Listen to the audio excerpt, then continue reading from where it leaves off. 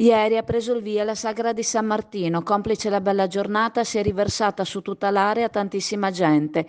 Campocanoni con le sue giostre, via San Marco con le bancarelle, piazza Todaro con la musica e il tiramisù hanno attirato una folla di grandi e bambini che si è aperta poco dopo le 16 per far passare in corteo nella rivisitazione storica la contrada di San Martino e i rappresentanti delle altre contrade che danno vita alla Marciliana. Al seguito San Martino con il suo mantello rosso a cavallo. Non solo marinanti coloro che si sono riversati in piazza Todaro a vedere cosa ha offerto la Proloco di Correzzola con i suoi mestieri di una volta, portando attrezzi del mestiere divenuti ormai sconosciuti. In tanti in fila allo stand in cui il maestro Stefano Serafini, campione di tiramisù del 2021 con gli allievi del Cestari Righi a indirizzo enogastronomico, proponeva porzioni del dolce veneto più amato nel mondo.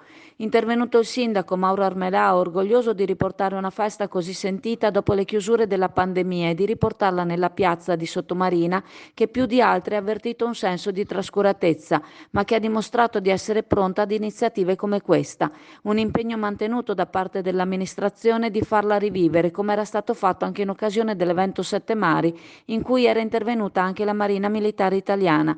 Un impegno che si manterrà anche in occasione del Natale, ha spoilerato il sindaco, anticipando che anche in questa piazza saranno previste le luminarie, mentre a Chioggia in Campo del Duomo sarà collocata la pista di pattinaggio. Armelao ha concluso raccomandando ai ragazzi di mantenere comportamenti attenti al non farsi incidentalmente del male. Intervenuto anche il vice sindaco Daniele Tiozzo Brasiola, che ha desiderato ringraziare tutti coloro che hanno collaborato per permettere che la sagra potesse svolgersi, dalla contrada di San Martino alle associazioni di categoria, a tutti i presenti. Una festa, quella di San Martino, molto importante per la tradizione, ma che già prima del Covid era caduta sottotono. Era giusto rivalutarla, ha affermato Tiozzo, ridarle il suo significato partendo proprio dal significato religioso, dalla rievocazione, ricordando anche la presenza del vescovo di Anin, che più tardi avrebbe presenziato alla Santa Messa. La stessa rappresentazione si ripeterà domenica, sempre a partire dalle ore 16. In chiusura il sindaco ha voluto anticipare che l'amministrazione sta preparando la festa di Capodanno con tanto di fuochi d'artificio per dare modo ai giovani di potersi divertire in città senza dover macinare chilometri per recarsi altrove.